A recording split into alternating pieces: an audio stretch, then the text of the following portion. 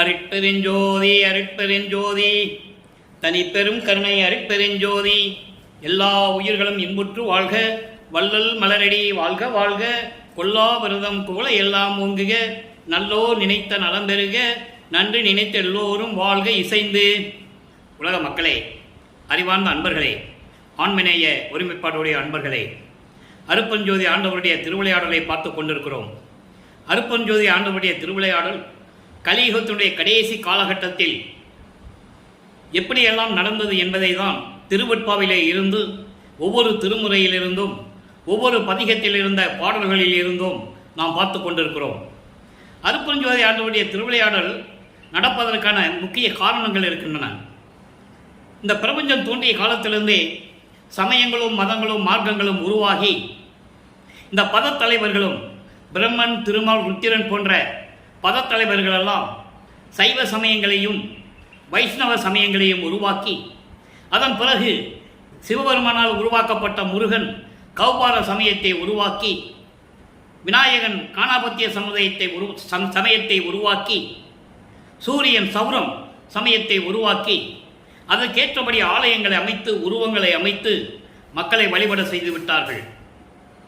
சிவபெருமான் என்றும் நடராஜன் என்றும் தியாகராஜ பெருமான் என்றும் மாசிலாமணி என்றும் சொக்கநாதன் என்றும் இப்படி பல பெயர்களை அழைத்து கொண்டு ஆலயங்களை அமைத்து வழிபாட்டு முறைகளை அமைத்து விட்டார்கள். வழிபாடு முறைகளிலும் முரண்பாடுகள் இருந்தன. அதே போன்ற வைஷ்ணவ சமயத்தை சேர்ந்தவர்கள் பிரம்மன், திருமால், இந்திரன் போன்றவர்கள் அவர்களுடைய சமயங்களுக்கு ஏற்றபடி வழிபாட்டு முறைகளை அமைத்து மக்களை வழிபட செய்து விட்டார்கள். ஆக மக்களை தனித்தனியாக பிரித்து இந்த சமயங்களும் மதங்களும் மார்க்கங்களும் கூறப்பட்ட சங்கற்ப விகற்பங்களிலே மக்களை ஈடுபடுத்தி முரண்பாடுகளோடு வாழ வைத்து மக்களை வழிநடத்தி சென்று விட்டார்கள். இந்த சமயங்களும் மதங்களும் மார்க்கங்களுக்கும் கால அளவு உண்டு, வயது உண்டு. அதே போன்று மார்க்கங்களுக்கும் வயது உண்டு, யுகங்களுக்கும் வயது உண்டு. கிரேத யுகம், திரேத யுகம், துவார யுகம், கலியுகம். கிரேத யுகத்துக்கு 12,28,000 வருடங்கள், திரேத யுகத்துக்கு 12,96,000 வருடங்கள், துவார யுகத்துக்கு 8,64,000 வருடங்கள், கலியுகத்துக்கு 5,000 வருடங்கள். 5,000 வருடங்கள் என்பது நமது இறைவன் வல்லற்பமானவர்கள் இந்த உலக மக்களுக்கு தெரிவித்தது. 5,000 வருடம் தான் கலியுகம். இது யாருக்கும் தெரியாது, வல்லப்பமான் ஒருவருக்கு தான் தெரியும். இப்போ இப்படியெல்லாம் வயதுகள் கடந்த யுகங்கள் எல்லாம் முடிந்த பிறகு உலக மக்களுக்கென்று ஒரு யுகம் வேண்டும். அதான் ஒளி யுகம். இப்போ நம்ம ஒளி யுகத்தில் இருந்துகிட்டு இருக்கோம், சுத்த சன்மார்க்க காலத்தில் இருந்துகிட்டு இருக்கோம். மற்ற மார்க்கங்கள் இதெல்லாம் முடிஞ்சு போச்சு. அப்போ இந்த காலத்தில், இந்த யுகத்தில், சதுர் யுகத்தில், ஒளி யுகத்தில் மக்களுக்கென்று ஒரு ஆன்மீக வழி வேண்டும், நெறிகள் வேண்டும். அப்படி நெறிகள் வேண்டும் என்பதற்காக சுத்த சன்மார்க்கத்தை அருட்பெருஞ்சோதி ஆண்டவர் நிறுவி இறைவனால் ஏற்பட்ட மார்க்கம். மற்ற மார்க்கங்கள்லாம் சமய தலைவர்கள், பத தலைவர்கள், கர்ம சித்தி, யோக சித்தி இப்படி அடைந்தவர்கள் ஏற்படுத்திய மார்க்கங்கள். எதுவும் இறைவன் ஏற்படுத்தியதல்ல. ஆக சுத்த சன்மார்க்கத்தை அருட்பெருஞ்சோதி ஆண்டவரை ஏற்படுத்தி ஆதியும் மந்தமில்லா தோன்றிய இறைவன், இயற்கை உண்மை விளக்க கடவுளாக விளங்கிக் கொண்டிருக்கின்ற இறைவன் அருட்பெருஞ்சோதி ஆண்டவர் சுத்த சன்மார்க்கத்தை நிறுவி அதை மக்களிடம் கொண்டு போய் சேர்க்க வேண்டும் என்பதற்காக தன்னிடம் இருந்த செல்வ பிள்ளையை ஒரு தாயின் வழியாக இந்த மண்ணுலகை வருவிக்க செய்தார் என்பதை இங்கே நான் பதிவு செய்ய கடமைப்பட்டிருக்கிறேன். ஆன்ற சன்மார்க்கம் அறிவர என்னைத்தான் ஈன்று அமுதளித்த இனிய நற்றாயே என்று கூறுவார் நமது பிள்ளை பெருமானவர்கள்.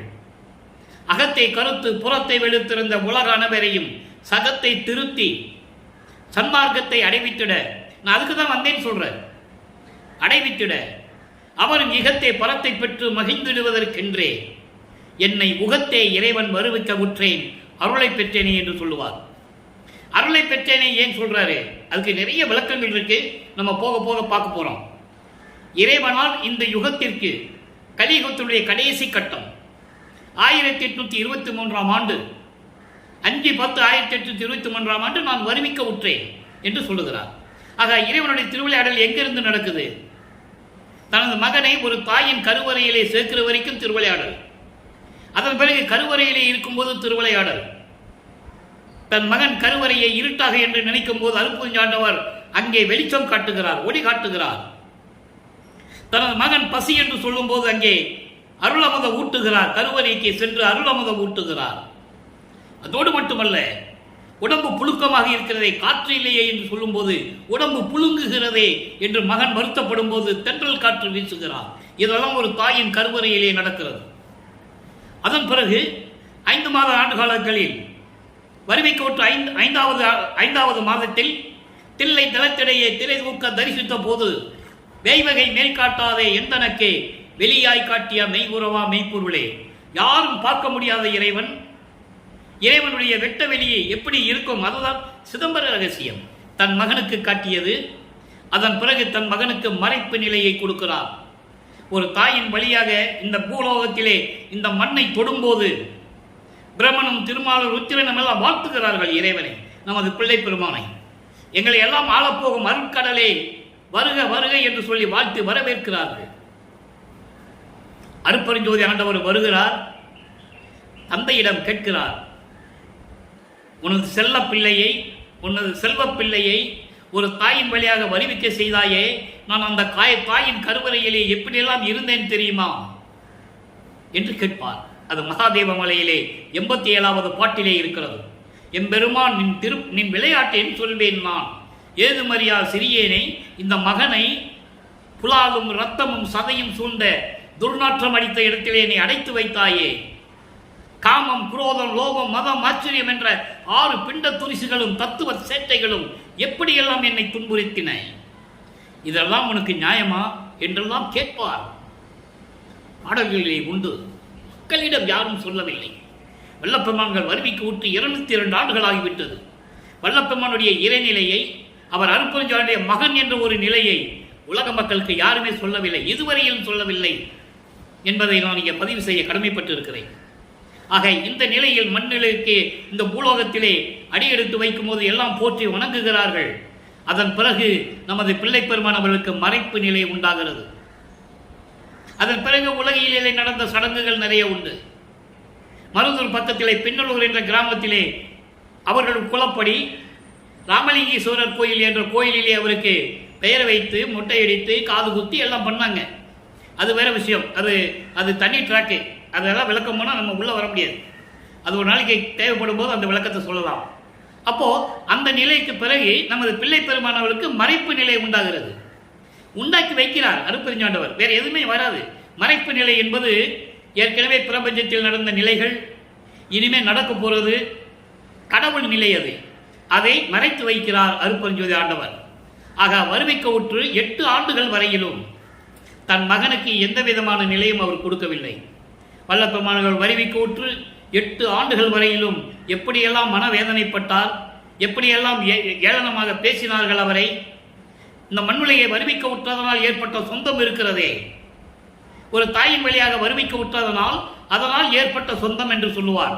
உபசாரத்தால் பெற்ற தாய் என்பால் ஒருத்தியின் கருவறையிலிருந்து நான் வெளியே வந்த பிறகு ஏற்பட்ட சொந்தம் இருக்கிறதே அப்படி என்று சொல்லுவார். அதனால் ஏற்பட்ட ஏளனங்கள், அவமான பேச்சுகள், எப்படியெல்லாம் துன்பப்பட்டேன் என்று கூறுவார். நமது பிள்ளை பெருமான் அவர்கள் எந்த பாடசாலையிலையும் கல்வி கற்கவில்லை. நல்லா கவனிச்சுக்கணும். நீங்க யாரிடமும் அதிகமாக பேசியதில்லை. அவர் மனம் ஒரு நிலையில் இல்லை. அப்போ மற்றவங்க ஏதாவது சொன்னாங்கன்னா, ராமலிங்க ஏதாவது பாட்டு பாட அப்படின்னு சொல்லும்போது ஏதாவது பாடுவார். அந்த நிலையில் உருவானது தான் 5ஆம் திருமுறை. அந்த 5ஆம் திருமுறைக்குள்ளே இப்போ நம்ம போக வேண்டாம், அது ஒரு தனி ட்ராக். அது அப்புறம் பேசிக்கலாம். நம்ம இப்போ 4 திருமுறை வரைக்கும் என்ன நடந்தது, அதன் பிறகு 6ஆம் திருமுறையிலே சுத்த சன்மார்க்கத்தை பெற்ற பிறகு அருட்பெருஞ்சாண்டிய திருவிளையாடல் எப்படி நடந்தது என்பதை தான் பார்த்து கொண்டிருக்கிறோம். ஆக நமது பிள்ளை பெருமானவர்கள் வறுமைக்கு உற்று 8 ஆண்டுகள் வரையிலும் எந்த விதமான அருள்நிலை கிடைக்கவில்லை. இந்த 51 ஆண்டுகள் 1823ஆம் ஆண்டு தொடங்கி 30/1/1874 இரவு 12 மணி வரையிலும் இந்த 51 ஆண்டுகள் நடந்த திருவிளையாடல்களை 8 பிரித்து தன் மகனுக்கு எப்படியெல்லாம் அருளை செய்தார் என்பதை திருவெட்பாவிலே இருந்து நாம் பார்த்து கொண்டிருக்கிறோம். எல்லாமே உண்மை, சத்தியம், கற்பனையாகவோ பொய்யாகவோ எதுவுமே கிடையாது. அதனால தான் பாடலை சொல்லி உங்களுக்கு நான் விளக்கம் சொல்லிட்டு இருக்கேன். வல்லப்பெருமானுடைய தயவாலையும் கருணையாலையும் எனது தந்தை எனக்கு விளக்கம் கொடுத்திருக்கிறார், நான் பேசிக்கொண்டிருக்கிறேன். அப்போ 9வது ஆண்டு தொடக்கத்தில், வருவிக்கவுற்று 9வது தொடக்கத்தில் இறைவன் தன் மகன் முன்னால் எழுந்தருளி, மகனே, நீ என் மகன், ஒரு காரியத்திற்காக, காரணத்திற்காக, காரணம் காரியம் என்று சொல்லுவார். காரணம் என்பது நோக்கம், காரியம் என்பது செயலாக்கம். ஆக இதற்காக உன்னை நான் வருவிக்க செய்தேன். அதனுடைய விளைவுகளையும் அதனுடைய மேற்கோள்களையும் முன்பருவம் பின்பருவம் காட்டி உனக்கு அருள்வேன் என்று சொல்லி புன்னகைத்துவிட்டு சிரித்துவிட்டு மறைந்து விடுகிறார். நமது பிள்ளை பெருமான் அவர்களுக்கு இறைவனால் வருவிக்க உற்றவன் என்ற நிலை தெரிந்த பிறகு அவர் மனநிலை எப்படி இருக்கும் என்பதை தான் 1ஆம் திருமுறையிலிருந்து நாம் பார்த்து கொண்டிருக்கிறோம். பாடலை கவனியுங்கள். 1ஆம் திருமுறை பதிகம் 6 திருவருள் முறையீடு 232 பாடல்கள். இதுவரை 93 பாடல்களை விளக்கத்தை பார்த்திருக்கிறோம். இன்று 94வது பதிவு. அருட்பெருஞ்சாண்டியுடைய திருவிளையாடல் 94வது பதிவில் இன்று தொடங்குகிறது. மைகண்ட கண்டமும். இன்னொரு விஷயம் நீங்கள் நல்லா புரிஞ்சுக்கணும். 9 வயசுல அதான் வயது இல்லை, 9வது ஆண்டில் நான் ஏற்கனவே கூறியிருக்கிறேன். வல்லற்பெருமானை பற்றி பேசும்போது வயதை குறிப்பிடக்கூடாது என்பது காரணம், அவர் ஒவ்வொரு யுகத்திலையும் இருந்தவர். பிறப்பு இல்லை, இறப்பு இல்லை அவருக்கு. யுகங்கள் மாறலாம், ஆனால் வல்லற்பெருமான் இருப்பார். பாடலிலே உண்டு, அதற்கான ஆதாரங்கள் உண்டு, யாரும் மறுக்க முடியாது. அப்போ அவருக்கு ஞானம் கிடைத்து விடுகிறது. இறைவன் ஆட்கொண்டவுடனே மனம் அலைவாய்வதை கட்டுப்படுத்தி இறைவனால் வருவிக்க உற்றவன் என்ற நிலை தெரிந்த பிறகு அவருக்கு ஞானம் கிடைக்கிறது. முறையீடு செய்கிறார். மைகண்ட கண்டமும் மான் கண்ட வாமமும் வைத்து அருளில் கைகண்ட நீ எங்கும் கண்கண்ட தெய்வம் கருதில் என்றே மெய்கண்ட நான் மற்ற பொய்கண்ட தெய்வங்களை மெகுவேனோ. அற்புதமான வரி இது, காலத்தால் அழியாது.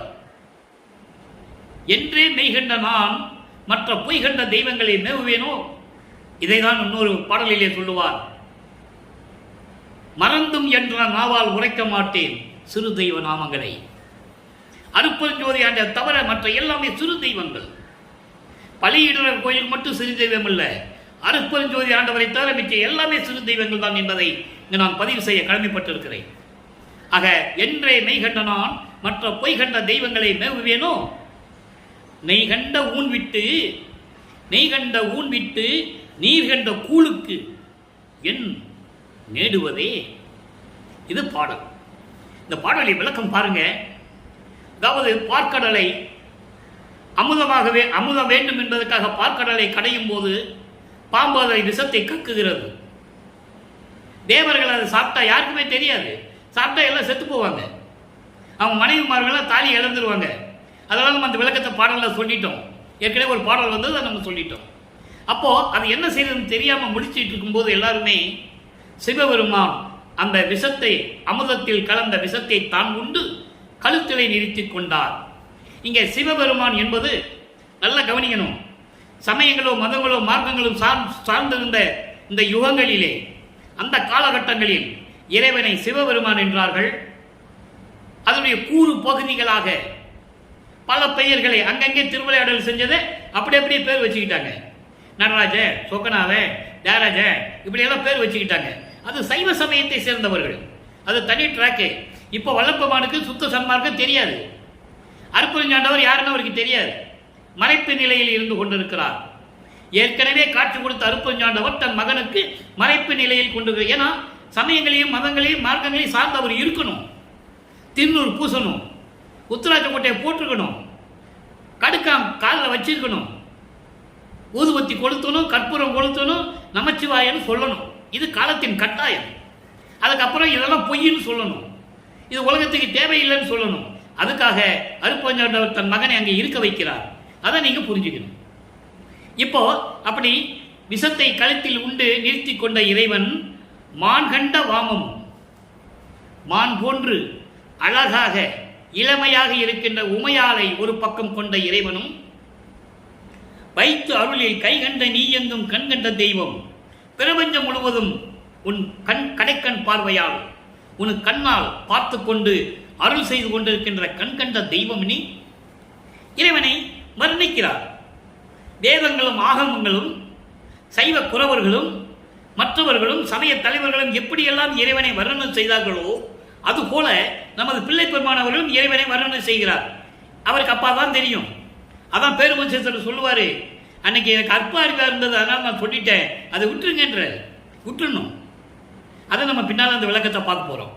அப்போது இப்படிப்பட்ட தெய்வங்கள் இருக்கும்போது நீ தான் கண்கண்ட தெய்வம், உன்னையே உண்மையான தெய்வம் என்று நான் நினைக்கும் போது மற்ற தெய்வங்கிட்ட நான் போய் சேருவனா? கோடான கோடி பங்கு நீ உயரத்தில் இருக்கின்றவன். அப்படி இருக்கும்போது நான் மற்ற சிறு தெய்வங்கிட்டலாம் நான் போக மாட்டேன். அது எப்படி இருக்குதுன்னா, நெய் ஊற்றி நல்லா பிசைஞ்சு ருசியாக இருக்கிற சோறை விட்டுட்டு நீர் கலந்த கூழில் போய் நான் கூழ் உணவு நீர் கலந்த கூழ் உணவை நான் விரும்புவேனா? எப்படி சொல்கிறார் பாருங்க. நல்ல நெய் ஊற்றி பிசைஞ்சு அழகாக ருசியாக இருக்கிற சோத்தை விட்டுட்டு தண்ணி கலந்த கூழ் உணவை போய் நான் விரும்புவேனா? அப்படின்னா என்ன அர்த்தம்னா, நீ இருக்கும்போது மற்றவங்கிட்ட நான் ஏன் போகணும்? அதனால் சீக்கிரம் வந்து எனக்கு அருளை கொடுக்க வேண்டும் என்று சொல்லி இந்த முறையீடு செய்கிறார். இப்போ வல்லப்பமானவர்கள் 9வது ஆண்டிலிருந்து 12 ஆண்டுகளுக்குள் இப்படியெல்லாம் முறையீடு செய்து கொண்டிருக்கிறார். 13ஆம் ஆண்டு தொடங்குகிறது. வல்லப்பமானவர்கள் ஈரெட்டில் இருந்து கொண்டிருக்கிறார். ஈரெட்டு என்பது 16. வருவிக்க உற்று 16 ஆண்டுகளுக்குள் 2வது எட்டில் என்ன நடந்தது? 13ஆவது ஆண்டு தொடங்கின உடனே இவரது பயணம் திருவொற்றியூருக்கு செல்லுகிறது. அதை நம்ம பார்த்தோம். அதாவது 11 பதியத்தில் நம்ம பார்த்தோம். அங்கே எந்த பலனும் கிடைக்கல. போகிறது, தியாகராஜ பெருமான பவனியை பார்க்கறது, அவர் எதுவும் அருளை கொடுக்கறது இல்லை. இப்படியே 11 பதியத்தில் நம்ம பார்த்தோம். அப்போ அவர் மனம் தூண்டுகிறது, திருமுல்ல வயலுக்கு போ. திருமுல்ல வயலுக்கு போகணும் தூண்டுறதை விட சொல்றதை விட அருப்பஞ்சாண்டவர் தன் மகனுடைய உள்ளத்தை தூண்டி விடுகிறார், மனதை தூண்டுகிறார். மனம் அங்கே போக சொல்லுது. இப்போ திருமுல்ல வயலுக்கு போறாரு. நல்லா கவனிக்கணும். திருமுல்ல வயலுக்கு போறாரு. அங்கே போய் என்ன இறைவனிடம் சொல்றார். இப்படிதான் அவர் காலங்கள் ஆண்டுகள் ஓடிக்கொண்டு இருக்கிறது. நல்லா கவனிக்கணும். நீங்க மற்றவங்க உலகியல் சொன்ன விளக்கங்கள்லாம் வேற, அதெல்லாம் அதுக்குள்ள நம்ம போக வேண்டாம். தெருவா போவார், அங்கே போவார், இங்கே போவார், தூங்குவார், கந்த கோட்டத்தில் போய் அப்படியே படுத்திருப்பார். அதெல்லாம் ஒரு பக்கம் இருக்கட்டும். அந்த விளக்கத்துக்குள்ள நம்ம போக வேண்டாம். பாடல்ல என்ன இருக்கு? ஏன்னா செவி வந்த கேள்விகள்லாம் பல விதமாக பேசுவாங்க. நம்ம அதுக்குள்ள போனால் விவாதம் நடக்கும். இறைவனுடைய திருவிளையாடலை சொல்ல முடியாது. அது ஒரு பக்கம் இருக்கட்டும். அதுக்கு இன்னொரு நாளைக்கு நம்ம பேசுவோம். இப்போ திருமுல்ல வயலுக்கு போறார். அப்போ நல்லா கவனிங்க. அப்போ எங்க போனாலும் அவர் நடந்து தான் போகணும். 24 ஆண்டுகள் வரைக்கும் வருவிக்க விட்டு 24 ஆண்டுகள் வரைக்கும் எங்க போனாலும் அவர் நடந்து தான் போகணும். அதுக்கப்புறம் அவர் நடக்கணும் அவசியம் இல்லை. தத்துவ சித்தி கிடைச்சிருது, ஏம சித்தி கிடைச்சிருது, அவர் பறந்து போயிடுவார். யார் கண்ணுக்கு தெரிய மாட்டார். அவர் நினைச்ச இடத்துல இருப்பார். அந்த விளக்கத்தை இன்னைக்கு நம்ம பார்க்க போறோம். நல்லா கவனிச்சுக்கிட்டே வரணும். அப்போ இந்த நிலையில் இருக்கும்போது திருமுல்ல வயலுக்கு நடந்தே போறார். திருவொற்றியூர் போறதை விட்டுட்டு திருமுல்ல வயலுக்கு போறார். அப்போ திருமுல்ல வயலில் போய் இறைவனிடம் எப்படி முறையீடு செய்கிறார்? அருளியல் வினாவல், அருள் வேணும் கேட்கிறார். இன்னைக்கு 3வது பாடல். ஏற்கனவே 2 பாடலை பார்த்துருக்கோம். அந்த இதில் திருமுல்ல வயல் பதிகத்தில் இன்னைக்கு 3வது பாடல். துப்பு நேர் இதழி மகிழ்ந்த கல்யாண சுந்தரா. சுந்தரன்னா அழகு, கல்யாண சுந்தரா. அதாவது துப்பு நேர் இதழி மகிழ்ந்த கல்யாண சுந்தரா. துப்பு என்பது பவளம். பவளம் போன்று வாய் இதழ் கொண்ட, பவளம் போன்று உதடு கொண்ட எனது அம்மை சிவகாமி வள்ளியின் அழகான கணவனே என்று சொல்லுகிறார். அப்படிதான் சொல்லி ஆகணும். அந்த காலகட்டத்தில் சிவபெருமானை பற்றியோ மாசிலாமனை பற்றியோ சொல்லும்போது எல்லாம் சொல்லி தான் ஆகணும். தியாகராஜ பெருமானை பற்றி பேசும்போது சொல்லி தான் ஆகணும். அப்போ அப்படிப்பட்ட என் அம்மையினுடைய அழகான கணவனே சுந்தரன் தூதா. இங்கே சுந்தரன் தூதா ஏன் சொல்றாரு? நீங்க நல்லா கவனிக்கணும். நீங்க எந்த புராணங்களையும் காவியங்கள் எடுத்தாலும் சரி, இறைவனை பற்றி போற்றி போற்றி பாடியிருப்பார்கள், இல்லைன்னா ஏதோ ஒரு வரலாறு கூறியிருப்பாங்க. இங்கே ஏற்கனவே இந்த சமய புறவர்களுடைய பெயர் நிலைக்க வேண்டும் என்பதற்காக திருவருட்பாவலர் சொல்லுவார். ஏன்னா சைவ சமயத்தை பரப்பியவர்கள், இறைவனுடைய அருளை பெற்றவர்கள், அவர்களை இந்த உலகுக்கு தெரியப்படுத்த வேண்டும். ஏன்னா தேவாரம் திருவாசத்துக்கு அப்புறம் நிலைய நிற்கணும் அவருக்கு பேர். அதுக்காக திருவருட்பாவில் கூறுறார் என்பதை நீங்கள் புரிந்து கொள்ள வேண்டும். சுந்தரன் தூதா, சுந்தரனுக்கு தூது போனவர். சுந்தரன் இனிமேல் நான் பிச்சை எடுத்து சாப்பிட முடியாது, நீ தான் தெரு தெருவாய் போய் பிச்சை எடுத்து எனக்கு சோறு கொடுக்கணும்னு சொல்லிட்டான். ஏன் கேட்கிறார் இறைவன்? இது திருவடி புகழ்ச்சியிலே உண்டு. இந்தொண்டர் பசியார கச்சூரின் மனைதோறும் இறக்க நடை கொள்ளும் பதம். நான் பரவனாச்சியார்னு ஒரு பெண்ணை பார்த்து காதல் பண்ணிட்டேன், காதலிச்சிட்டேன். அவங்ககிட்ட போய் பொண்ணு கேட்டா, நீ தெரு தெருவா பிச்சை எடுக்கிற, உனக்கு பொண்ணு தர முடியாதுன்ட்டான். அதனால இனிமேல் நான் பிச்சை எடுக்க மாட்டேன். அதோடு மட்டுமல்ல, அந்த பரவனாச்சியாருக்கு தூது போய் நீ தான் கல்யாணம் பண்ணி தரணும். அதான் சொல்றாரு, சுந்தரன் தூதா எழில் பறவை இசைய ஆரூர் மறையில் அருள் கொண்டு ரா முழுவதும் உழவும் பதம். இப்படியெல்லாம் போய் தூது சென்ற இறைவா, மை பாதி மிடற்றாய், இங்கே அதான் சொல்றாரு, மை பாதி மிடற்றாய், விஷம் கலந்து கொண்ட அமுதத்தை உண்டு கழுத்திலே நீழ்த்திக் கொண்ட இறைவனே, வளர் தில்லுமலை வாழ் திரு முல்லைவாயில் வாழ் மாசிலாமணியே. அங்க மாசிலாமணின்னு பேர் வைக்கிறார். மாசிலாமணின்னு இறைவனுடைய பேர், அந்த பேரில் அங்கே விளங்கி கொண்டிருக்கிறார். மாசிலாமணியே என்று சொல்லுகிறார். அப்பனே, உன்னை விடுவேனா? திருவொற்றியூருக்கு வந்தேன், ஒரு பதிலும் இல்லை. உன்னை விடமாட்டேன், நான் உன்னை விடமாட்டேன். உன்னை விடுவேனா? அடியேன் அறிவிலேன் எனினும், எனக்கு அறிவே இல்லைன்னான்னு வச்சுக்கப்பா. உன்னால் வருவிக்க விட்டோன்னு எனக்கு தெரிஞ்சு போச்சு. அறிவே இல்லைன்னு வச்சுக்க. நீ கோயிலுக்கு எய்ப்புடன் வந்தால் வாயென உரையாது இருப்பது உன் திருவருளுக்கு இயல்போ? திருவொற்றியூருக்கு வந்தேன், ஒன்றும் பதில் இல்லை. சரி, திருமுல்லை வயலுக்கு வந்தாவது மகன் நடந்து வரானே, கஷ்டப்படுறானே, துன்பப்படுறானேன்னு சொல்லி ஏதாவது அருளை வாங்கிட்டு போகலான்னு இங்கேயும் வந்தேன். இவ்வளோ கஷ்டப்பட்டு வந்தேன்ல, வந்தவனை ஏன் வந்த, எதுக்காக வந்தேன்னா அது கேட்குறியா? எப்படி சொல்கிறார் பாருங்க, எவ்வளோ அற்புதமா இல்லை? சொல்லும்போது உடம்பு புல்லரிக்குதுங்க, மனம் அவ்வளோ பூரிப்பாக இருக்கு. எப்படியெல்லாம் நமது பிள்ளை பெருமான் அவர்கள், நமது குழந்தை இறைவன் எப்படியெல்லாம் கஷ்டப்படுறார் பாருங்க. அதை நினைக்கணும். நான் இடத்துக்கு வந்தா எதுக்கு வந்தேன்னு கூட கேட்க மாட்டேன்ற, வான்னு கூட அழைக்க மாட்டேன்ற. வா மகனே, எதுக்கு வந்த நீ கேட்கலாம் இல்லையா? இப்படி கம்முன்னு இருந்தா, உம்முன்னு இருந்தா சொல்லுவார், பாடலில் சொல்லுவார், ஓம் என்பதற்கு முன் ஆம் என்று உரைத்தவுடன் ஊம் என்று காட்டினீர். எங்க அம்பலவாணர் வரியில 100வது பாட்டில் சொல்லுவார். அது அவ்வளவு அற்புதமான இடங்கள்லாம் இருக்கு. அப்போ நீங்க கம்மன் இருந்தா எப்படி உம்முன்னு இருக்கீங்க? ஊமையா நீ? எதுவும் பேச மாட்டியா? இது உன் திருவருளுக்கு அழகா, இது நல்லதா அப்படின்னு கேட்கிறார். அவருக்கு உரிமை உண்டு, மகன் என்று தெரிஞ்சிச்சுல, கேட்பார் அவரு. இப்போ இப்படியே 16 ஆண்டுகள் ஓடுது. அப்போ இவர் 16 ஆண்டுகள் என்னும்போது இயற்கையாகவே உலகியலிலே ஒரு ஆணுக்கு 16வது ஆண்டில் காமம் இயற்கையாகவே உண்டாகும். அதை போக்கணும்ல, அதுக்கு ஒரு பதிகம் பாடுறாரு. 3ஆம் திருமுறையிலே பதிகம் 10, புனரா விறகு. நல்லா கவனிக்கணும். 16வது ஆண்டு முடிந்து, வரிவிக்க விட்டு 16வது ஆண்டு முடிந்து 17வது ஆண்டில் கால் எடுத்து வைக்கிறார், அடி எடுத்து வைக்கிறார். அப்போ காமம் இயற்கையாகவே உருவாகும், அதை போக்க வேண்டும். அதற்காகவே ஒரு பதிகம்.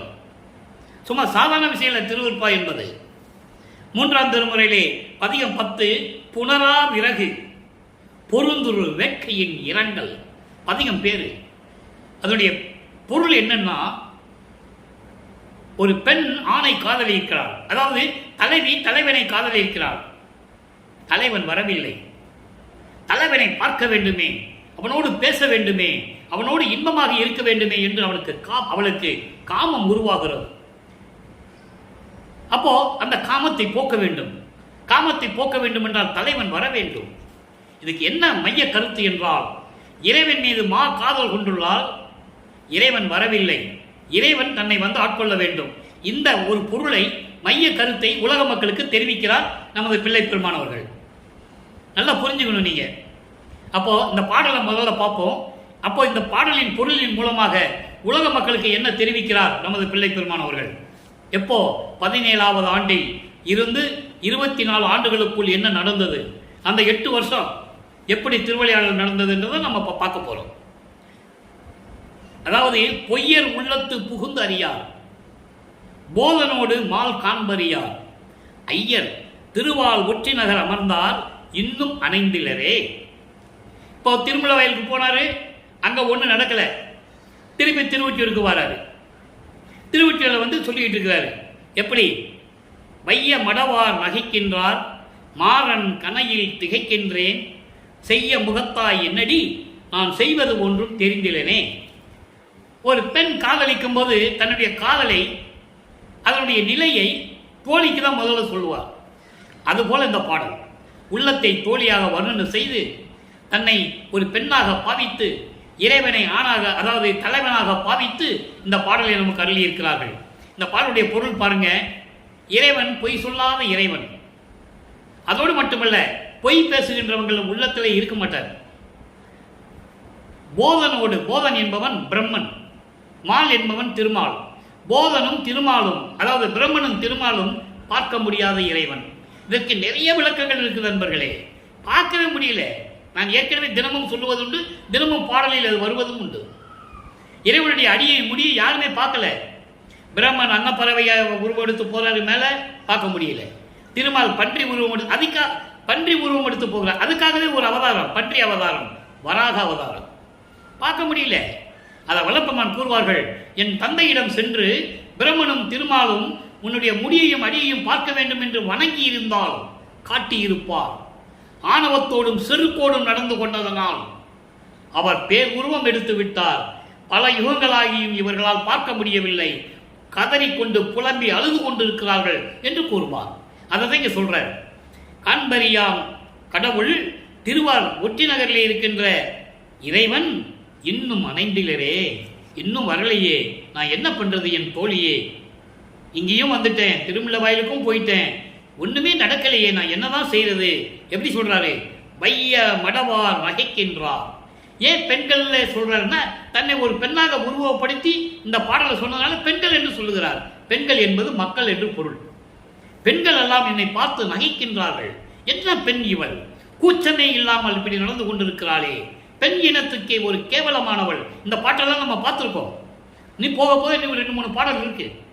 இப்படியெல்லாம் என்னை பார்த்து சிரிக்கின்றார்கள். மாறன் கனையால் திகைக்கின்றேன். மாறன் கனையா என்பது மன்மதனுடைய காம லீலைகளினால் நான் திகைத்துக் கொண்டிருக்கிறேன். நான் சொல்லிட்டேன்னா, 16 ஆண்டுக்கு மேல் ஒரு ஆணுக்கு காமம் வருவது இயற்கை. அதை போக்க வேண்டும். காமத்தை போக்கதனால்தான் இறைவன் நிலையை கொண்டு வர முடியும். இல்லற வாழ்க்கை என்பது வேறு, இறைநிலை என்பது வேறு.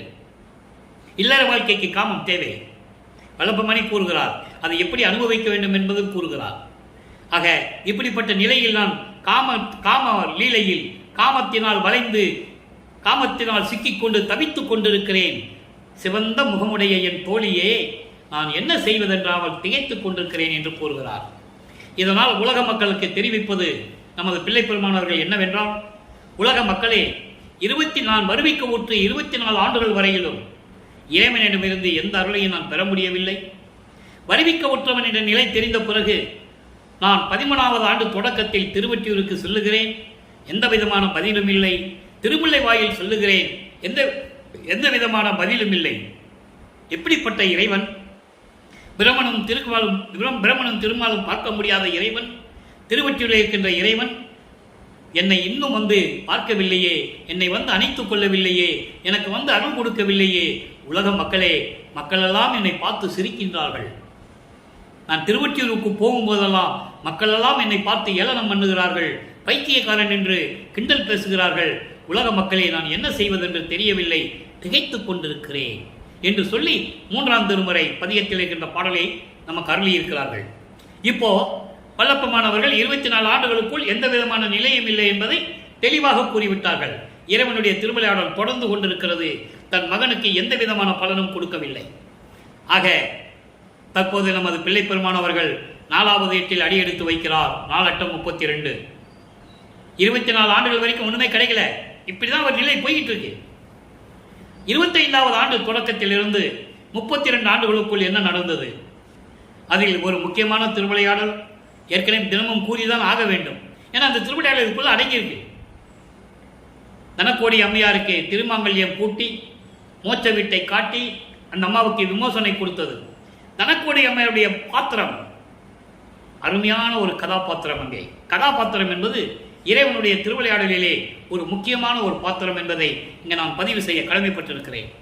யாரும் சொல்லலை, சொன்னதான மக்களுக்கு தெரியும். அகலிக்கு மட்டும் சாபம் நீங்கணும்னா ராமர் பாவப்பட வேண்டும் என்று சொன்னார்கள். மக்கள் நம்பினார்கள். ஓஹோ, அகலிக்கு அப்படின்னா ராமர் பாதம் பட்டாதான் சாபம் நீங்கிச்சு அப்படின்னு நம்பினார்கள். வல்லப்பமானவர்கள் இந்த பூலகத்தில் ஏற்பட்ட சொந்தத்தினால் ஏற்பட்ட ஒரு உறவு அது. அந்த தனக்குடி அம்மையாருக்கு இவர் தாய்மாமன் உறவு உலகியல் வாழ்க்கையில். ஆனால் இது ஏற்கனவே நிர்ணயிக்கப்பட்டது. பாடலிலே உண்டு, ஆதாரங்கள் உண்டு, உண்மைகள் உண்டு, சத்தியம் உண்டு, யாரும் மறுக்க முடியாது. அப்போ அந்த நிலையிலே போற்ற வேண்டும். அதை முடிச்சாதான் இவர் சுத்த சன்மார்க்கத்துக்குள்ள போக முடியும், பற்றுகளை அறுக்க முடியும். அதை ஒரு திருவிளையாடலை முடிக்கணும் இறைவன். அப்போ அந்த திருவிளையாடல் முடியுது.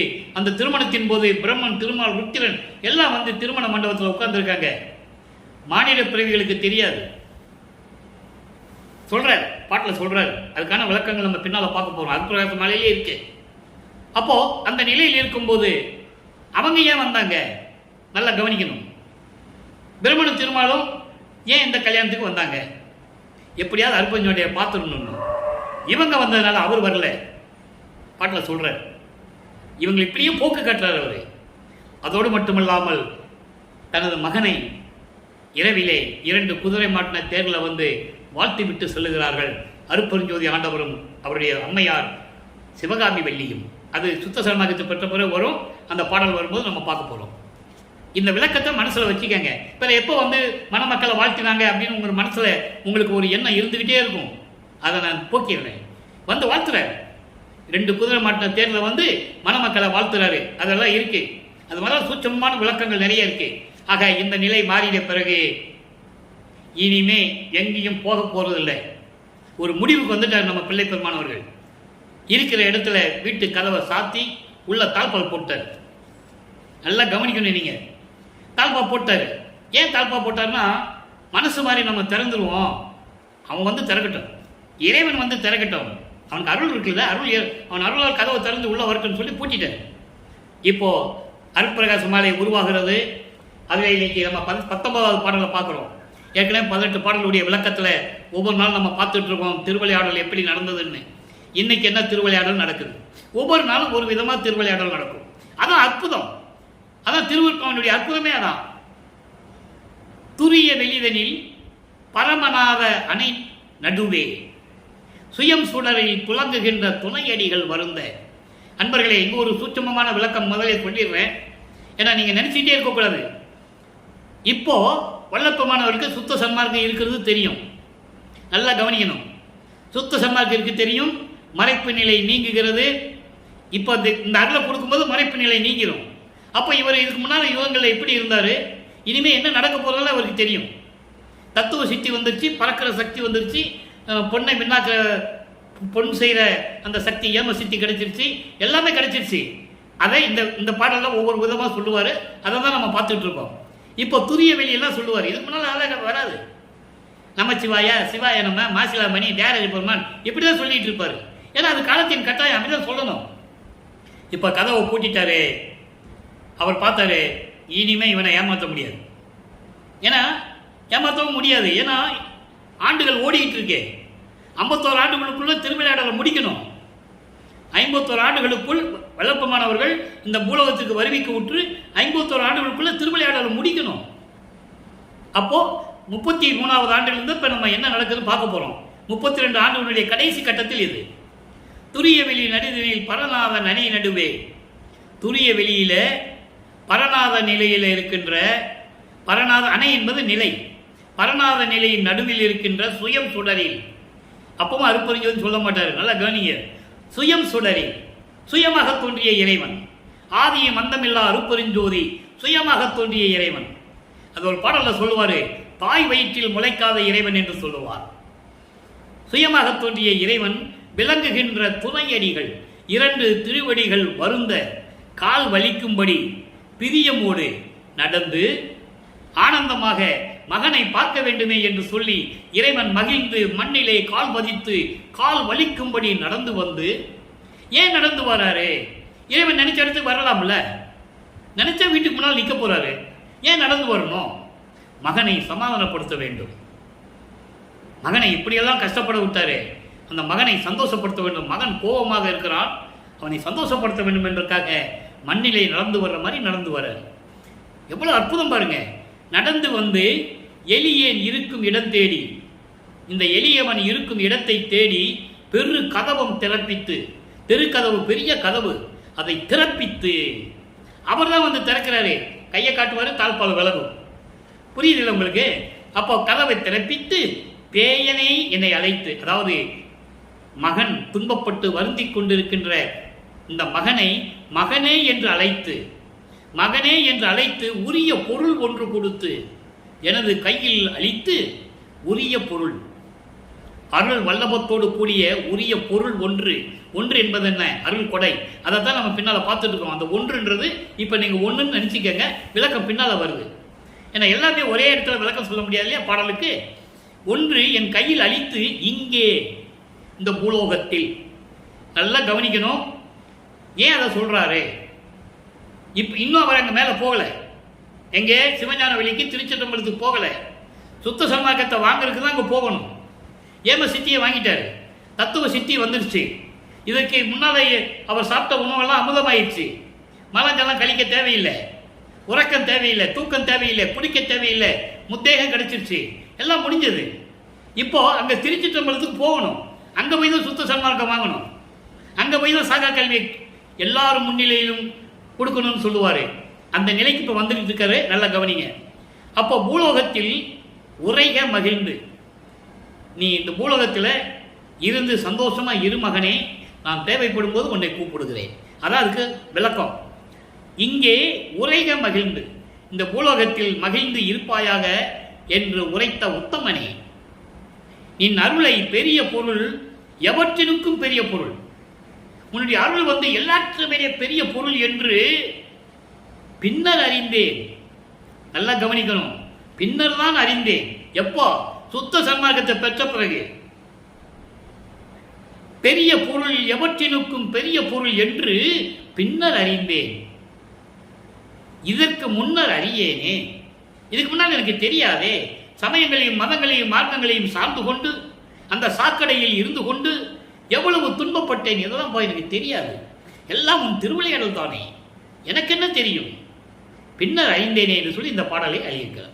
ஆக 32வது ஆண்டில் வந்து தன் மகனின் வீட்டுக்கு வந்து தேடி வந்து கதவை திறந்து அருள் கொடையை உன்னை கொடுத்து, நீ பூலோகத்தில் இரு மகனே, நான் கூப்பிடும்போது வா என்று சொல்லி எல்லாவற்றையும் கொடுத்து விட்டு நீ சென்று விட்டாயே, பின்னர் அறிந்தேனே. அப்போ 33வது ஆண்டு தொடக்கத்தில் சுத்த சன்மார்க்கத்தை வாங்கணும். அதற்கு பின்னால் ஒரு வரியில சொல்லுவார் பாருங்க, இதற்கு முன்னர் அறியேனே. இதற்கு முன்னர் என்றால் சென்ற யுகங்களில், அதான் இதுக்கு முன்னால் சமயங்களிலும் மதங்களிலும் மார்களில் ஈடுபட்டுக் கொண்டு சென்ற யுகங்களிலே இருக்கும்போது இந்த அருள் கொடையுடைய நிலை, அருள் வல்லமை எனக்கு தெரியாதே என்று சொல்லி இந்த பாடலை நமக்கு அருளியிருக்கிறார்கள். அடுத்து 6ஆம் திருமுறை உருவாகிறது. வல்லப்பெருமானவர்கள் 4வது எட்டில் முடித்து 5வது எட்டுக்குள் உள்ள போயிட்டு இருக்காரு. 33வது ஆண்டிலிருந்து 40 ஆண்டுகளுக்குள் என்ன நடந்தது, அதன் பிறகு 40வது ஆண்டிலிருந்து 48 ஆண்டுகளுக்குள் என்ன நடந்தது, அதன் பிறகு கடைசி 3 வருஷம் இருக்க, அதான் கிளைமேக்ஸ். அதை நம்ம கடைசியில் தான் சொல்ல முடியும். இப்போ படிப்படியாக நம்ம பார்த்துக்கிட்டு வரோம், நீங்கள் மனசில் வச்சுக்கணும். இப்போ 33வது ஆண்டிலிருந்து என்ன நடக்கிறது நல்லா பாருங்க. 6ஆம் திருமுறை பதிகம் 31 திருவருள் பேரு ஒன்று கொடுத்தார்ல, எப்போ அருட்பிரகாச மாலையில் சொன்னார்ல, அது என்னங்கிறத இப்போ நம்ம பார்க்க போகிறோம். அதனுடைய செயல் விளக்கம், அதனுடைய அருள் தன்மை என்றதை ஒவ்வொரு பாடல் மூலியமா நம்ம பார்த்துட்டு போகிறோம். 9வது பாடல், அன்று எனக்கு நீ உரைத்த தருணம் இது, எனவே அன்று நீ எனக்கு உரைத்த தருணம் இதுதான் என்று அறிந்திருக்கின்றேன். அன்று என்பது சமயங்களிலும் மதங்களிலும் மார்க்கங்களிலும் விட்டு விட்டு வர சொல்லி, அதே போன்று சென்ற யோகங்களிலே நான் இப்படியெல்லாம் இருந்தேன் என்று எனக்கு அறிவித்து, அப்படி அப்ப சொன்ன நீ உரை இருக்கிறதே, உரையாடல், அந்த தருணம் இது என்று அறிந்திருக்கிறேன். அந்த தருணம் இப்ப வந்துருச்சு. அன்னைக்கு சொன்ன இல்ல, நான் உன்னை கூப்பிட்டு சுத்த சன்மார்க்கம் தரப்போறேன், நீ மேல வா, சுத்த சிவஞான வெளிக்குன்னு சொன்னதே இப்போ நான் அறிந்திருக்கிறேன். அன்று நீ சொன்னது இன்று அறிந்திருக்கிறேன். அடியேன் ஆயின் அறிந்திருக்கிறேன். அடியேன் ஆயினும் மனந்தான் கன்று என சென்று, கன்று என சென்று அடிக்கடி உள் கலங்குகின்றது அரசே. பசுவை பிரிந்த தாயை பிரிந்த கன்றுக்குட்டி எப்படி அலையுமோ அதுபோல என் மனசு எப்படி கலங்குகிறது தெரியுமா? உன்னை தேடி எங்கெல்லாம் வந்தேன். திருவெற்றியூருக்கு வந்தேன், திருமுல்லவாயிலுக்கு வந்தேன், திருவள்ளி தாயத்துக்கு வந்தேன். அதெல்லாம் நீ பின்னால் வரும், அதில் முன்னாலேயே நான் சொல்லிடுறேன். திருவள்ளி தாயத்துக்கு வந்தேன். இப்படிலாம் நீ அருளை கொடுக்கல. ஒருவேளை அருணைக்கு வந்தாதான் கொடுப்பையோன்னு கூட நினைச்சேன். அருணை என்றால் திருவண்ணாமலை. அந்த காலத்தில் அதுக்கு பேர் அருணைன்னு பேர். ஒருவேளை அருணைக்கு வந்தாலும் நீ அருள் கொடுப்பையோன்னு கூட நான் கேட்டேன். அப்போ நீ பயந்துட்ட. ஐயோ, மகனை இவ்வளவு தூரம் அலைய வைக்கலான்னு பயந்து, இல்லை மகனை என்று சொல்லி எனக்கு அருளினா என்று ஒரு பாடலிலே வரும். அதெல்லாம் நம்ம பார்க்க போறோம். அப்போ இப்படியெல்லாம் என்னை அலைய வச்சில்ல. ஒரு தாய் பசுவை கண்ணுக்குட்டியை பிரிஞ்சுட்டா கண்ணுக்குட்டி எப்படி சுத்தி சுத்தி வரும் தாயே, அந்த மாதிரி உன்னை சுத்தி சுத்தி நான் வந்தேனே. என் மனசு எவ்வளவு கலங்கி போச்சு தெரியுமா? கலங்குகின்றது அரசே, கண்ணுடைய கரும்பே. கண்ணுடைய கரும்பு என்ன? இனிப்பான கரும்பே, என் கவலை மனக்கலக்கம் பொன்றிட எல்லாம் அழியும்படி, என் மனக்கலக்கம் துயரம் துன்பங்கள் எல்லாமே அழியும்படி பேரின்ப வெள்ளம் பொங்கிட, பேரின்பம் பொங்கிட இவ்வுலகில் இந்த பூலோகத்தில் புண்ணியர்கள் உள்ளம் கழிப்ப. எத்தனை பேர் இருக்கிறாங்க, அவங்கெல்லாம் உள்ளம் மகிழணும். மகனுக்கு இப்படியெல்லாம் அருளை கொடுக்கிறார் இறைவன் என்று சொல்லி அவங்க உள்ளம் மகிழ வேண்டும். பொங்கிட மகிழ்ந்திட பொருந்தி விளங்கிட நீ இன்று எனக்கு வெளிப்பட. இன்று ஆக இன்று எனக்கு வெளிப்பட என் இதய மலர் மிசை நின்று எழுந்தருளி அருள்வது எல்லாம் இனிதி அருள்க விரைந்தே.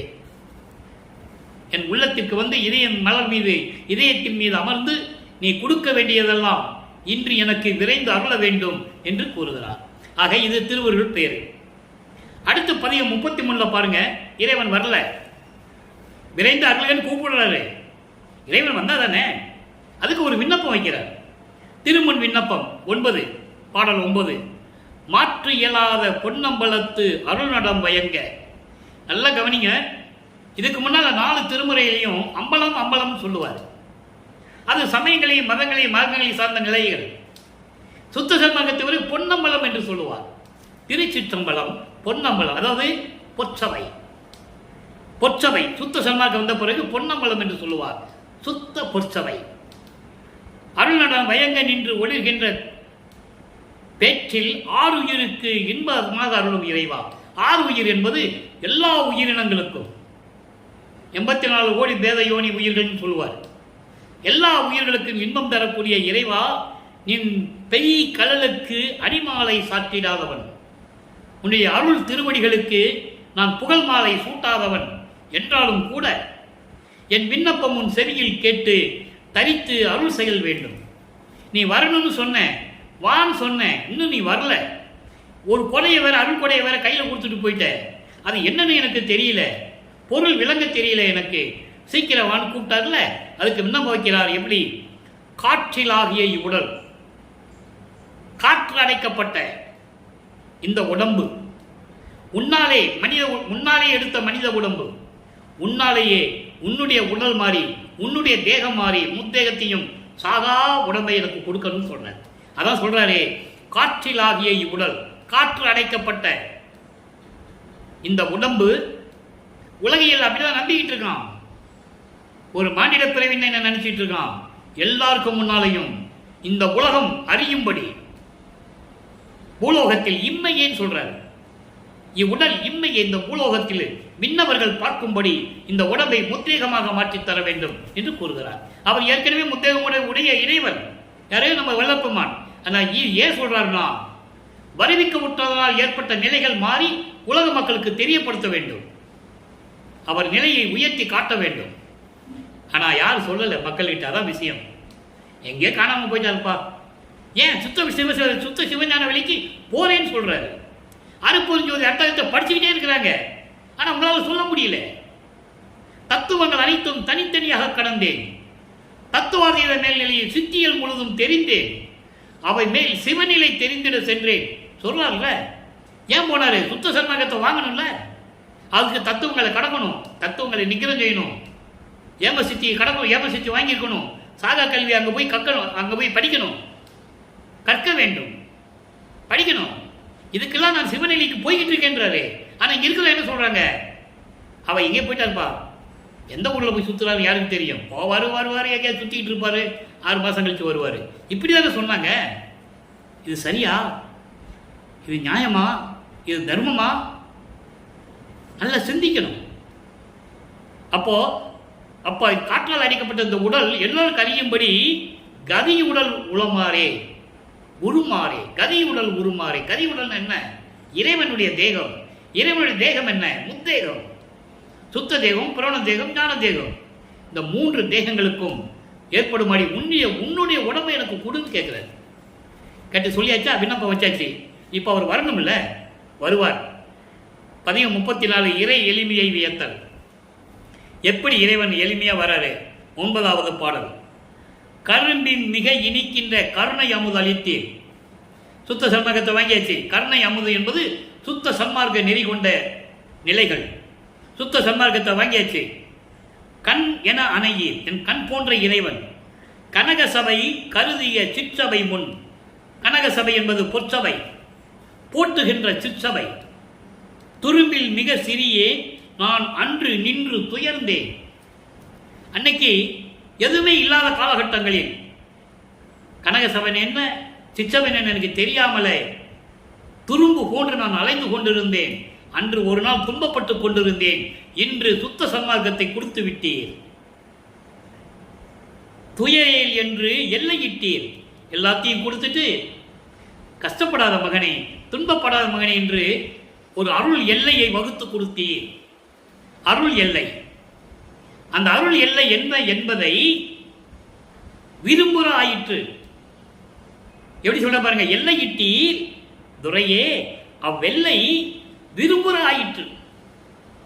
எனக்கு சுத்த சன்மார்க்கத்தை கொடுத்து, மகனே நீ கலங்காத மகனே, எல்லாமே என்னுடைய திருவிளையாடல் என்று எனக்கு சொல்லி உன்னை மேன்மைப்படுத்த வேண்டும்.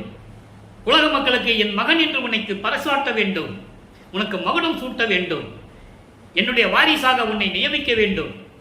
அதற்கு ஒரு எல்லையை நான் வகுத்து வைத்திருக்கிறேன் என்று சொல்லி அந்த அருள் எல்லையை எனக்கு காட்டினீர். இப்ப அந்த எல்லை நான் விரும்பும்படி ஆயிற்று, எனக்கு கிடைத்து விட்டது என்று சொல்கிறார். விரும்புகிற ஆயிற்று. அந்த எல்லை எனக்கு கிடைத்து விட்டது. எந்த எல்லை? கடவுள் எல்லை. நல்ல புரிஞ்சுக்கணும் நீங்க. கடவுள் எல்லை எனக்கு கிடைத்து விட்டது. இதுதான் தருணம். இந்த தருணம் விரைந்து அருள வேண்டும். சீக்கிரம் கொடுத்துரு. எது? திரு அருள் செங்கோலாட்சி. இதான் நல்ல தருணம், கொடுத்துரு என விளம்பி நின்றேன். நான் சொல்லி நிற்கிறேன். பெரும் பிள்ளைகள் அனைத்தையும் பொறுத்தருளி, நான் சமயங்களிலும் மதங்களிலும் மார்க்கங்களில் இருக்கும்போது தெரியாத செய்த தவறுகள். என்ன தவறுகள்? உருவ வழிபாடு, சங்கற்ப விகற்பங்கள், திருநூறு பூசுவது, உத்தராட்சம கோட்டை போட்டிருப்பது, கடுக்காம் போட்டிருப்பது, இப்படி நிலைகள் எல்லாம் நான் செய்து கொண்டுதானே இருந்தேன். அது சுத்த சன்மார்க்கத்துக்கு தவறு, குற்றம். சுத்த சன்மார்க்கத்துடைய அதாவது அது ஏற்கனவே ஏற்பட்ட குற்றங்கள். சுத்த சன்மார்க்கத்து வரும்போது அதெல்லாம் இல்லாமல் இருக்கணும். அதான் நான் சொன்னேன், சுத்த சன்மார்க்கத்துக்கு தனி விளக்கம் இருக்கு. அதை சொல்லணும்னாலே 1 வருஷம் சொல்லணும். தினமும் 1 மணி நேரம் பேசினா 1 வருஷத்துக்கு பேசணும் சுத்த சன்மார்க்கத்தை பற்றி. அதில் பின்னால் பேச வேண்டிய நிலை இருக்கிறது. இப்போ இறைவனுடைய திருவுருளை பற்றி தான் பேசிட்டு இருக்கோம், திருவிளையாடலை. இப்போ சுத்த சன்மார்க்கத்தை வாங்கியாச்சு. அப்போ அந்த சுத்த சன்மார்க்கத்தினுடைய முன்னால் பிள்ளைகள் எல்லாம் என்னை நீக்கி எனக்கு அருளி இந்நாள் பெரிது அளித்தி. இப்போ எப்போ 40 ஆண்டுகளுக்குள் இது நடக்குது. அப்போ அழித்து விட்டீர்.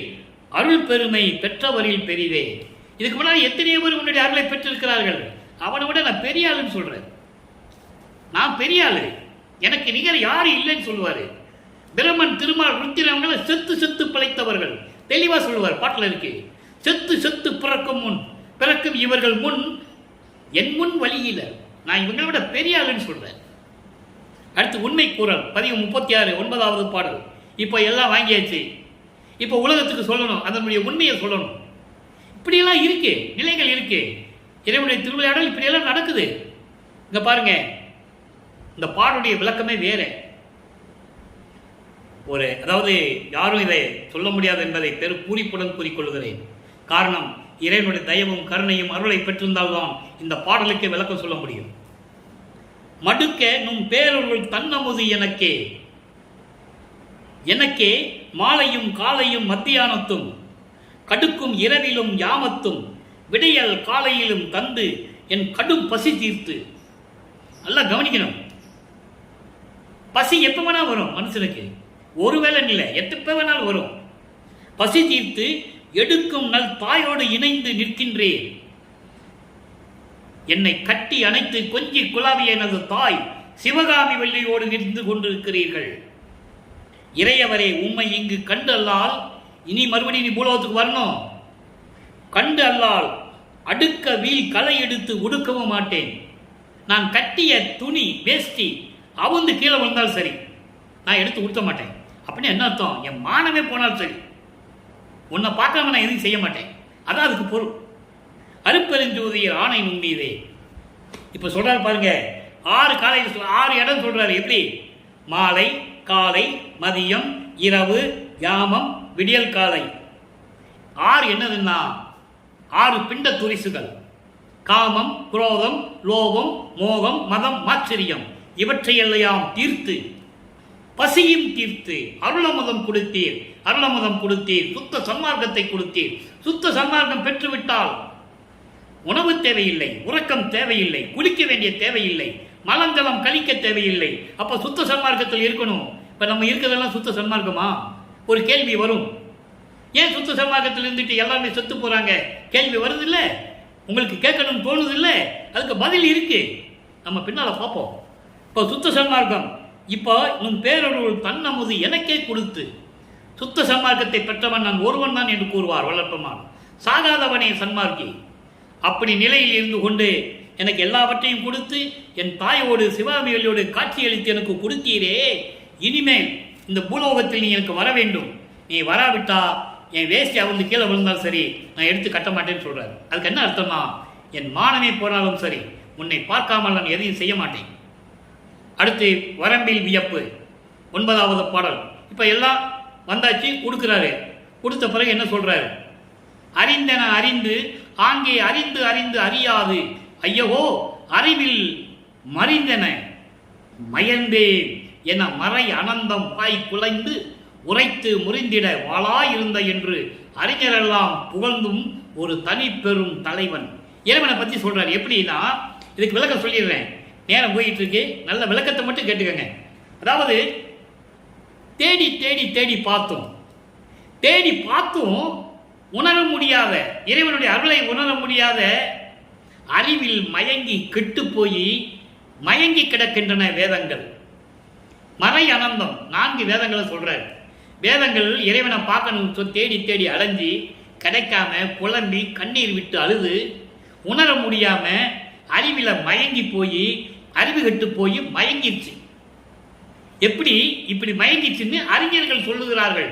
அப்படி போற்றக்கூடிய இறைவன் தனிப்பெரும் தலைவன் அருப்பெருஞ்சோதி வாளாயிருந்த என்று கெட்டு போச்செல்லாம் செறிந்து எனது உள்ளத்தில் சேர்ந்தனன்.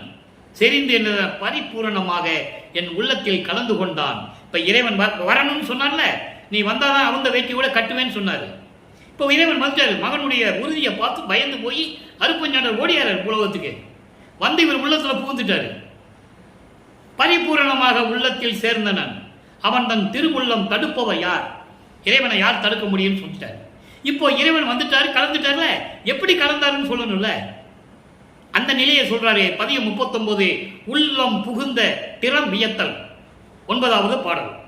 பற்றிய பற்று அனைத்தையும் பற்றற விட்ட அறிவாம். பற்றுகள் அனைத்தையும், என்ன பற்றுகள்? சமயங்கள், மதங்கள், மார்க்கங்கள் பற்றிய பற்றுகள் முழுவதையும் நீக்கக்கூடிய அறிவு, சுத்த சன்மார்க்க அறிவு. அதான் சொல்றாரு, விட்ட அறிவாம், பற்று அறவிட்ட அறிவாம், சுத்த சன்மார்க்க அறிவு. அந்த அறிவு, அதனுடைய தன்மை, அருள் தன்மை ஒன்றே வடிவாகி அருப்பெருஞ்சோதி வடிவாகி. நல்லா கவனிக்கணும். அற்புதமான பாடல் அன்பர்களே. சமயங்களும் மதங்களும் மார்க்கங்களும் எல்லாம் பற்றுகளை எல்லாம் விட்டு அறிவு இது சுத்த சன்மார்க்க அறிவு. அப்படிப்பட்ட அறிவு பாண்டோடு அருள் வல்லமையோடு இருக்கின்ற ஒன்றே வடிவாகி அருப்பெருஞ்சோதி வடிவாகி பழுத்த பெரியவரும் அனுபவமிக்க பெரியவர்களும் உற்று அறிதற்கரிய அடைவ முடியாத அந்த நிலையில் இருந்த நாம் யாருமே அடைய முடியவில்லை. அல்ல வல்லப்பவனை தவிர இந்த நிலையை யாரும் அடைஞ்சதில்லை. அப்படிப்பட்ட இடத்தில் இருக்கின்ற ஒரு பெருவெளி மேல், பெருவெளி என்பது பரவெளி, பரம்பர வெளி, பராபர வெளி, அதுக்கு மேல பெருவெளி, அதுக்கு மேல சுத்த சிவஞான வெளி. அதை இங்க சொல்றாரு. வெளியில் ஓங்கு மணிமேடை அமர்ந்து ஓங்கிய சேவடிகள். சுத்த சிவஞான வெளியிலே இருக்கின்ற உனது திருவடிகள் அடிபெயர்ந்து இந்த பூலோகத்துக்கு வந்து மண்ணிலே கால் பதித்து கால் வலிக்கும்படி நான் இருக்கும் இடத்தில் வந்து எனக்கு அருளை கொடுத்து பிறவாமல் இரவாமல் பிறங்க வைத்தாய். பிறம்பாமல் இறங்காமல் பிறங்க வைத்தாய் என்பது மரணமில்லா பெருவாழ்வை கொடுத்தாய். அப்படி பெருவாழ்வை கொடுத்தாய் அரசே. குற்றம் உள்ளேன் எனக்கு, அருளாட்சி செய்ய தகுதியுடைய எனக்கு, திருநரும் செங்கோலாட்சி செய்யும் அருள் ஆற்றல் படைத்த எனக்கு இது கொடுத்தது போதாதா? அதோடு மட்டுமில்லாமல் குடிசையிலும் கோணாதே, மனம் கோணாமல் சிறியவனுடைய வீடாச்சை என்று நினைக்காமல் என் குடிசையிலும் நுழைந்து என் உள்ளத்திலும் மகிழ்ந்து நுழைந்தனையே என்று சொல்லி இந்த பாடலை நிறைவு செய்கிறார்கள் வல்லப்பெருமானவர்கள். ஆக எப்படி வருவிக்கு ஊற்றுவதிலிருந்து ஒரு தாயின் கருவறையிலிருந்து எப்படியெல்லாம் திருவிளையாடல் நடந்தது என்பதை ஒவ்வொரு பாடலின் மூலமாக பார்த்து கொண்டிருக்கிறோம். இன்னும் தொடர வேண்டிய நாட்கள் நிறைய இருக்கிறது. எனவே நீங்களும் சுத்த சன்மார்க்கத்தில் இறைந்து கொலையும் புலையும் தவிர்த்து ஜோதியை வணங்கி சங்கற்ப விகற்பங்கள் இல்லாமல் சமயங்களிலும் மதங்களிலும் மார்க்கங்களில் ஈடுபடாமல் இறைவனை வணங்கி இறைவனுடைய அருளையும் செல்வங்களை எல்லாம் பெற்று இந்த வையகத்தில் வாழ்வாங்க வாழ வேண்டும், நோயற்ற வாழ்வில் வாழ வேண்டும் என்று இறைவனுடைய தயவாலையும் கருணையாலை வாழ்த்து விடைபெறுகிறேன். இந்த வள்ளலார் ஊழியன். மீண்டும் நாளை சந்திப்போம். நன்றி, வணக்கம். அருட்பெருஞ்சோதி அருட்பெருஞ்சோதி, தனிப்பெரும் கருணை அருட்பெருஞ்சோதி. அருட்பெருஞ்சோதி ஆண்டவருடைய திருவிளையாடல் நாளையும் தொடரும்.